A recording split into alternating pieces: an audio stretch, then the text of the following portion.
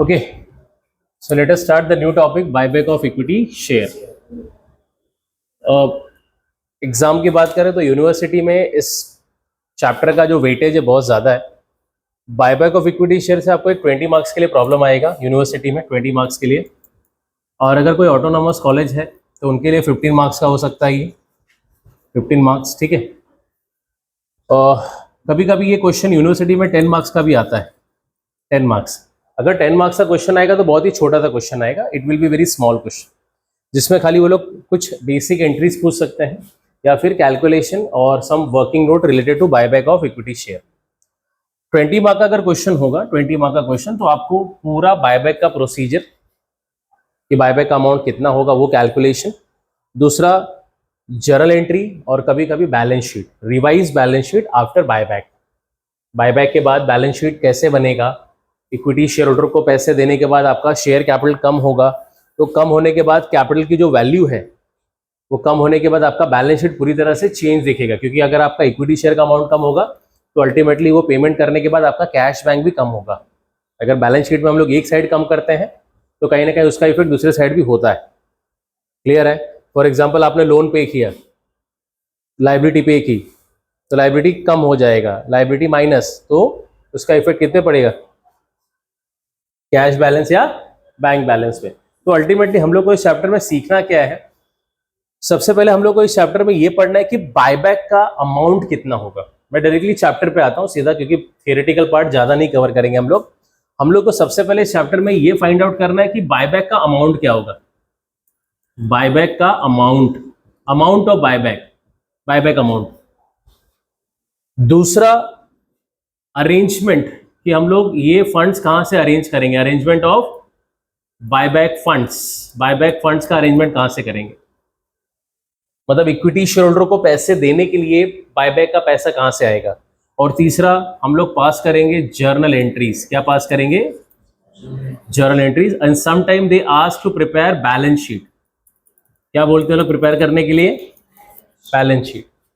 So these are the following accounting treatment will happen in buyback of equity share. ये तो हो गया इस चैप्टर का अकाउंटिंग ट्रीटमेंट. अब इस चैप्टर के इंट्रोडक्शन पे आते हैं.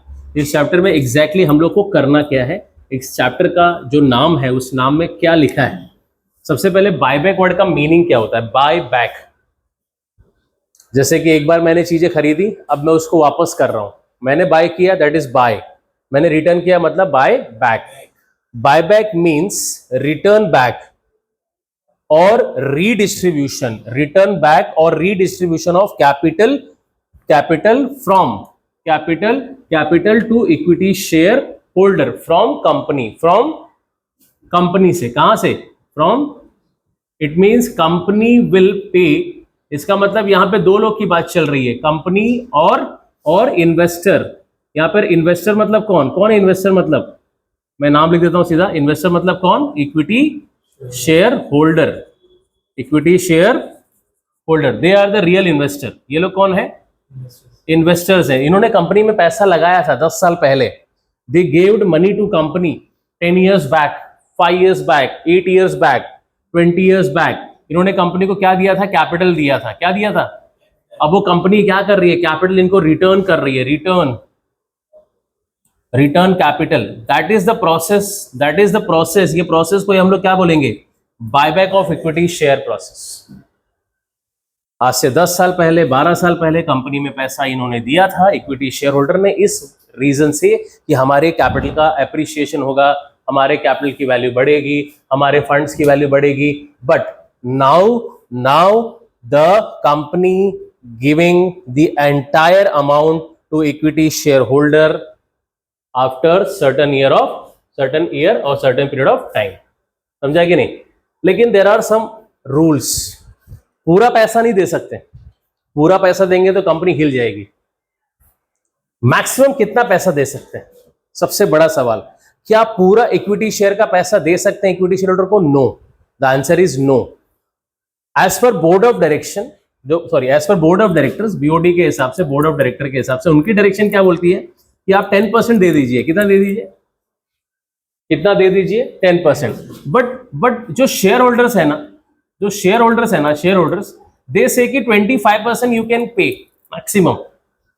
कितना पे कर सकते हैं? मैक्सिमम 25%। कितना पे कर सकते हैं? 25। इसका मतलब द लिस्ट द अमाउंट और maximum bracket of return is 25%। 25% से ज्यादा इक्विटी शेयर का पेमेंट नहीं कर सकते। ऑब्जेक्टिव में कभी कभी आता है कितना percent? 25% is maximum selling limit है वो। जैसे समझो 100 करोड़ का इक्विटी शेयर है तो कितना मैक्सिमम रिटर्न कर सकती है कंपनी? 25 करोड़। बाकी का 75 crore as it is balance sheet में दिखेगा, उसको हाथ नहीं लगाना है, खाली आपको 25 करोड़ गायब करना है उसमें से। तो 100 करोड़ का कितना हो गया? 75 करोड़ न्यू बैलेंस शीट में, और 25 crore buy buy buy back. समझा? अगर आपका 25 करोड़ इक्विटी शेयर से कम होगा तो उसका इफेक्ट आपके एसेट से पड़ेगा क्या? अगर एसेट से पड़ेगा तो कौन सा एसेट से पड़ेगा बोलो? Cash bank, cash bank, cash bank. Cash bank कम होगा ना अगर आप इक्विटी शेयर क्या उसको कागज पे लिख के दे दोगे ये लोग 25 करोड़? पेमेंट करना पड़ेगा ना, बैंक से पेमेंट रिलीज करना पड़ेगा, एनईएफटी करना पड़ेगा उनको, तो अल्टीमेटली और bank balance will also decrease. समझ में आ रहा है? ये तो अकाउंटिंग कॉन्सेप्ट था। अब हम लोग इस चैप्टर के कुछ बेसिक फंडामेंटल्स पे आते हैं। किस पे आते हैं ये समझा? आपको कहानी समझा कि कंपनी को पैसे की रिक्वायरमेंट थी। कंपनी ने 20 साल पहले, 10 साल पहले, 15 साल पहले इक्विटी शेयरहोल्डर से पैसा लिया था। अब वो पैसा रिटर्न करने का टाइम आ गया है। तो कंपनी बहुत ही फुट कर कदम रखती है। कंपनी को पता है कि थोड़ी सी भी गड़बड़ सेबी की नजर में आ जाना, सभी की नजर में आ जाना। SEBI, security exchange board of India, company नहीं चाहती कि उसका नाम मार्केट में खराब हो। पैसा लेते वक्त जितनी आसानी से लिया था, देते वक्त भी उतनी आसानी से दे दें। देते वक्त जितना एक स्मूथ प्रोसीजर फॉलो किया था, देते वक्त भी एक स्मूथ प्रोसीजर फॉलो करें, किसी को कोई प्रॉब्लम ना हो। भले ये पैसा 10 करोड़ है, 20 करोड़ है, 50 करोड़ है। आपके क्वेश्चन में तो अमाउंट बहुत छोटा सा होता है, 10 लाख, 20 लाख, 50 लाख ही होता है, लेकिन रियलिटी में जब बायबैक होता है तो there is a huge amount. Sometime it cross crores of rupees real में जब बायबैक होता है। बट बायबैक बहुत कम होता है। मतलब company they don't want to give the money to the share holder. Company always want to keep the money. Company चाहती है हमेशा पैसा रखे अपने पास। कंपनी की प्रोडक्टिविटी बढ़ेगी, फायदा होगा कंपनी को, तो आपको क्या करेगी? डिविडेंड दे देगी या आपको बोनस शेयर दे देगी। बट आपका पैसा रिटर्न करने में company are no more interested. But ठीक है, एक सर्टेन ईयर के बाद बायबैक करना ही पड़ता है, ये रूल है। बायबैक नहीं करेंगे तो लोगों को कंपनी पे डाउट होता है कि कंपनी इतना पैसा क्यों होल्ड कर रही है। ठीक है, चलो स्टार्ट करें। अब सब कुछ प्रोसीजर है यहाँ पे। प्रोसीजर फॉलो करते हैं हम लोग, certain procedure for buyback. Procedure बोल सकते हैं कंडीशन फॉर बायबैक। ठीक है, सबसे पहला कंडीशन,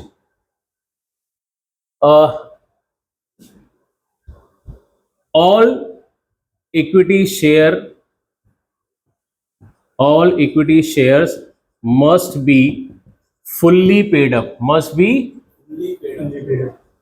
अगर कोई शेयर पार्टली पेड अप है तो बायबैक नहीं हो सकता। It can't buyback. उसको पहले हम लोग कन्वर्ट करेंगे फुल्ली पेड अप में, फिर उसको बायबैक करेंगे। इसका मतलब partly paid up share can not be buyback. समझा कि नहीं? All equity share must be fully paid up if any shares are partly paid up. Partly क्या बोला मैंने? Partly paid up, then first it will convert into fully paid up। क्या करेंगे? fully paid up, convert into fully paid up, then buyback procedure will apply। समझा कि नहीं? मतलब partly paid up share buyback नहीं हो सकता। only fully paid up share can be buyback। only fully paid up share can be buyback। समझा कि नहीं? only fully paid up share can be buyback। okay, understood? partly paid up share आपका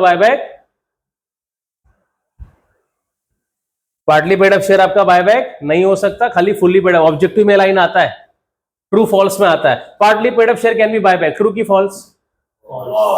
fully paid up share can be buyback। all partly paid up share cannot be buyback, true की false? cannot be buyback बोला मैंने, not लगा दिया। Trick थोड़ा समझो आप लोग, ऑब्जेक्टिव में आता है कभी कभी। ऑब्जेक्टिव्स एक लाइन में लिखा रहेगा, डिफाइन किया रहेगा, आपको समझना है। Second and most important for buyback we can utilize our reserve. क्या यूटिलाइज करेंगे हम लोग? रिजर्व एंड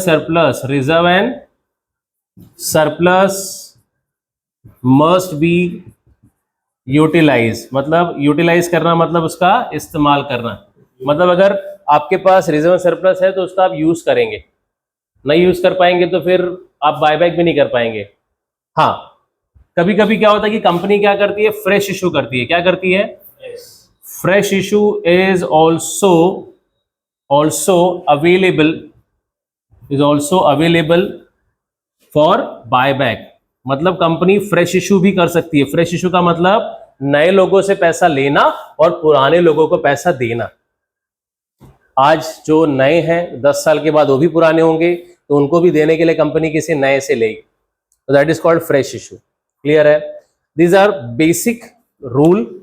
ज्यादा डीप में नहीं जाएंगे इंट्रोडक्शन में, क्योंकि लोगों को सम्स ही करना है, लोगों को मार्क्स ही स्कोर करना है कि नहीं। तो हम लोग क्या करते हैं, चैप्टर के फंडामेंटल पे आते हैं कि हम लोग को चैप्टर में पढ़ना क्या है। रूल्स तो आपको बहुत सारी थियोरेटिकल रूल्स है इस चैप्टर में, बहुत डिटेल में है, लेकिन वो एक बार आप टेक्स्ट बुक से रीड करेंगे तो आपको ज़्यादा समझ में आएगा, क्योंकि बहुत ज़्यादा डिटेल में जाके कोई मतलब नहीं है, क्योंकि लेंदी हो जाएगा लेक्चर, तो फिर आपको भी समझेगा नहीं कि एग्जैक्टली हम लोग बायबैक पढ़ रहे हैं या उसकी पूरी थियरी पढ़ रहे हैं, है ना। पूरा थियरी नहीं कर सकते हम लोग। डायरेक्ट टॉपिक पे आते हैं, पॉइंट पे आते हैं, सीधा पॉइंट पे आते हैं।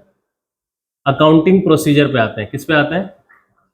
Accounting procedure. बेसिकली जो अकाउंटिंग प्रोसीजर है या अकाउंटिंग जो स्टेप्स है, अकाउंटिंग प्रोसीजर मतलब अकाउंटिंग स्टेप्स, उस पे आते हैं हम लोग।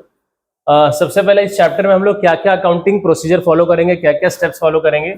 तो सबसे पहले हम लोग क्या फाइंड आउट करेंगे, amount to be buyback. Word पे ध्यान देना, अमाउंट टू बी ब्रैकेट में लिख देता हूं मैं, maximum amount to be buyback. क्या वर्ड बोला मैंने? Maximum amount to be. कि मैक्सिमम कितना अमाउंट बायबैक कंपनी करेगी, maximum amount to be buyback, maximum amount to be. Second, arrangements. क्या करना? Arrangements of buyback amount. क्या करेंगे? Arrangements of buyback. ये चीजें मैं वापस रिपीट कर रहा हूं, क्योंकि बार बार ये चीज आपको समझना जरूरी है कि इसका स्टेप क्या है। पहले बायबैक अमाउंट पता करो कितना करना है, दूसरा उसका अरेंजमेंट करना है, तीसरा फिर अरेंजमेंट के बाद क्या करना है आपको, जर्नल एंट्री पास करना है। ये मैं फिर से रिपीट इसलिए कर रहा हूँ क्योंकि आपको समझ में आना चाहिए चैप्टर का फ्लो क्या है। क्या फ्लो है चैप्टर का? Journal entries. और लास्ट मैंने बताया था पहले ही, क्या बताया था? नोट्स टू अकाउंट बनाना पड़ सकता है, या तो वो लोग पूरी तरह से आपको बैलेंस शीट भी पूछ सकते हैं। Balance sheet, revise balance sheet, revise balance sheet, revise balance sheet. Revise मतलब new balance sheet after buyback. तो इस चैप्टर में ये करना है आपको, चाहिए तो इसको नोट डाउन कर लो, ठीक है। अकाउंटिंग प्रोसीजर मतलब क्या क्या अकाउंटिंग स्टेप्स आपको फॉलो करने हैं। सबसे पहले आपको फाइंड आउट करना है maximum amount to be buyback. क्या वर्ड बोला मैंने? Maximum amount to be buyback. फिर उसके बाद अरेंजमेंट्स ऑफ बायबैक। क्या फाइंड आउट करना है? उसका अरेंजमेंट कहाँ से होगा, कहाँ से कैपिटल आएगा, फंड्स कहाँ से आएगा। उसके बाद journal entries. There are some basic entry exist for buyback. Arrangement से लेके आपका फ्रेश इशू है, या फिर आपका जो भी डिविजिबल प्रॉफिट आप यूज करते हैं, कौन सा प्रॉफिट? डिविजिबल प्रॉफिट, वो सब की एंट्री आएगी, ठीक है। नोट डाउन किया इसको?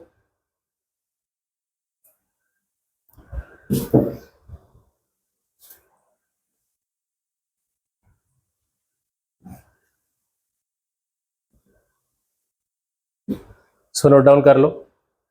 Amount to be buyback, arrangements of buyback amount. यहाँ पे बेसिकली बायबैक वर्ड का मतलब समझा क्या होता है? Repayment to equity share holder. Buyback का मतलब repayment to equity share holder. Why we are repaying? Why?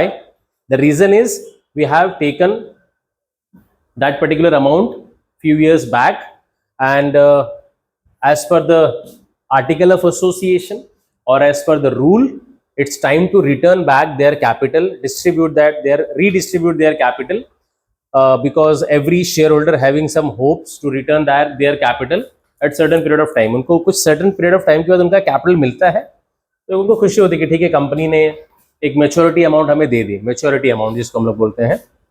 और हमेशा एक्सपेक्ट करते हैं कि वो अमाउंट क्या होना चाहिए, थोड़ा एप्रिशिएबल वैल्यू में होना चाहिए। एप्रिशिएबल मतलब हमने अगर 10 लाख रुपए कंपनी को दिया था तो वी एक्सपेक्ट कि एटलीस्ट 15 लाख 20 लाख एक सर्टेन टाइम के बाद मिले, तभी तो आदमी इन्वेस्ट करता है स्टॉक मार्केट में। वरना क्यों जाएगा वो स्टॉक मार्केट में अगर उसको स्टेडी रिटर्न नहीं मिलेगा, तो उसको एक अच्छा रिटर्न नहीं मिलेगा तो कोई नहीं जाने वाला है ना।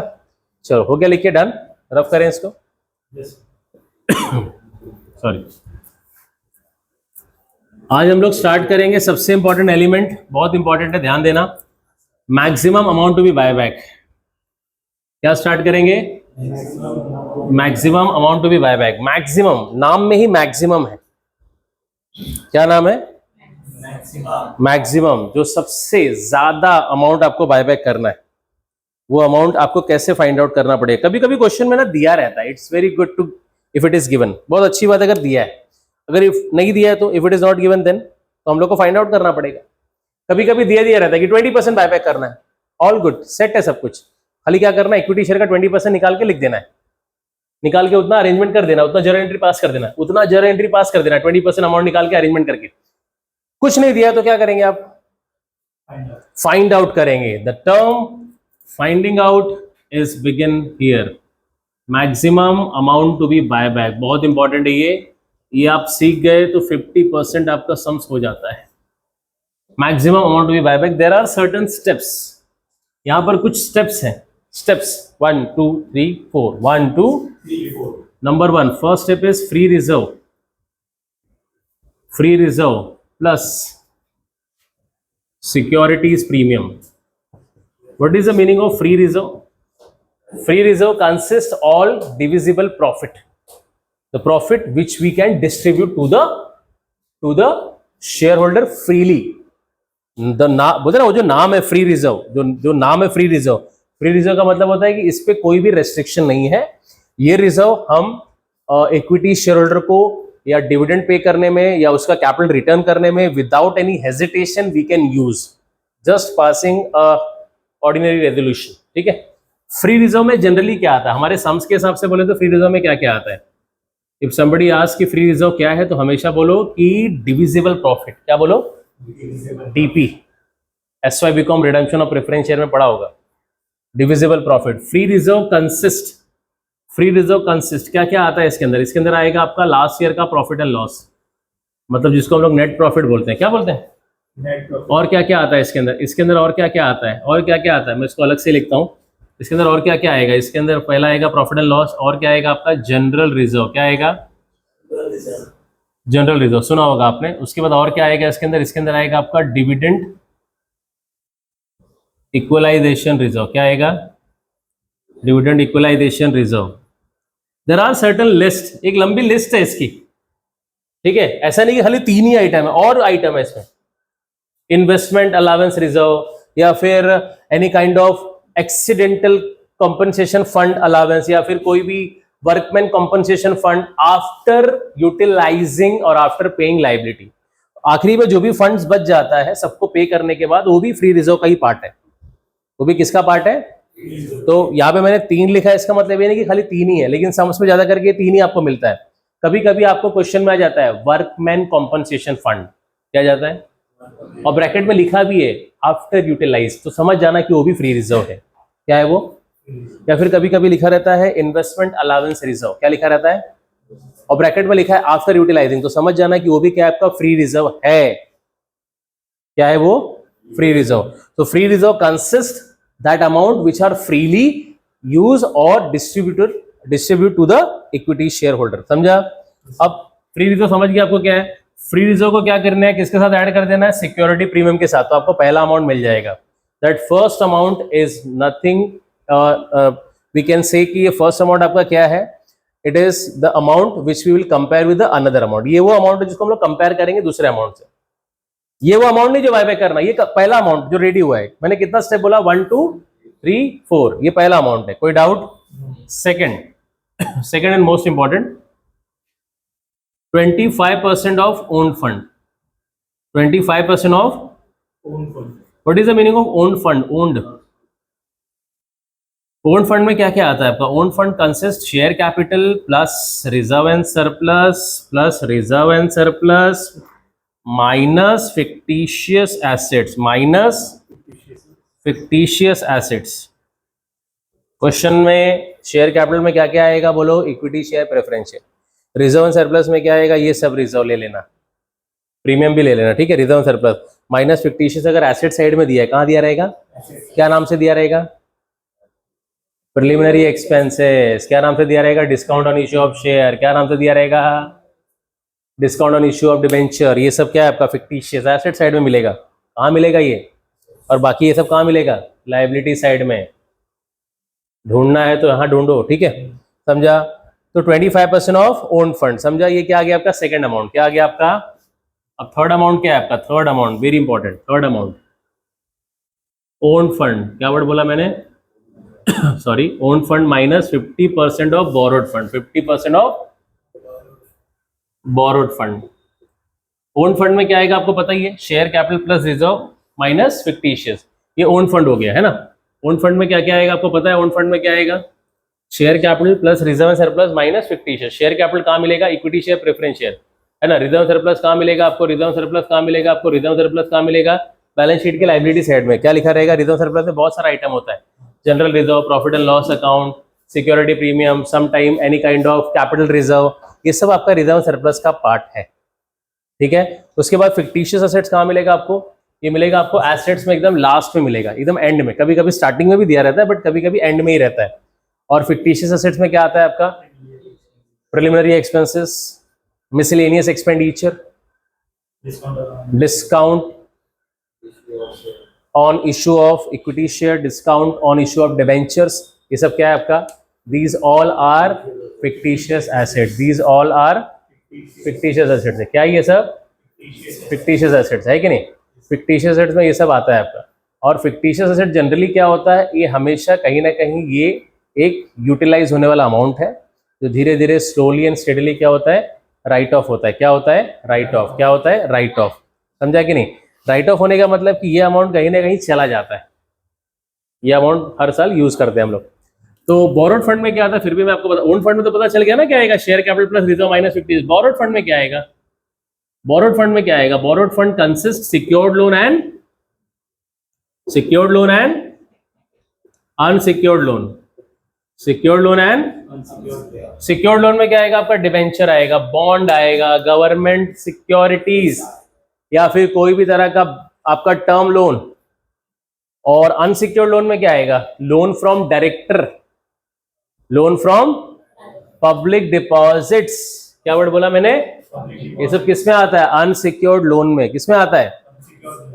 सिक्योर्ड लोन में क्या क्या आता है? डिबेंचर, बैंक लोन, बॉन्ड्स, या फिर कोई भी loan from any kind of securities which you have mortgage. Unsecured loan में क्या आएगा? पब्लिक डिपॉजिट और लोन फ्रॉम डायरेक्टर्स। क्लियर है? तो कितना हो गया एलिमेंट? 3 एलिमेंट। तीसरा समझा आपको? फोर्थ एलिमेंट क्या है? 25% into number of equity share into number of into offer price into.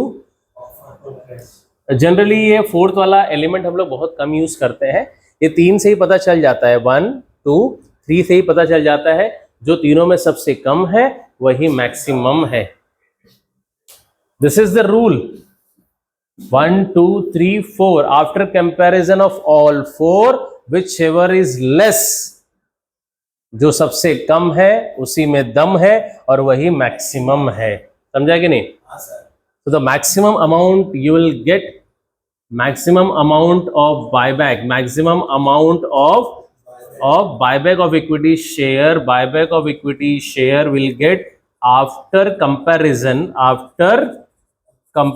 of 1 or 2 or 3 or 4, whichever is lower, जो सबसे कम वही है मैक्सिमम। अंडरस्टूड? समझ में आ रहा है? दिखाई दे रही है? ये पूरा पार्ट दिख रहा है? ठीक है, समझा? Everyone note it down.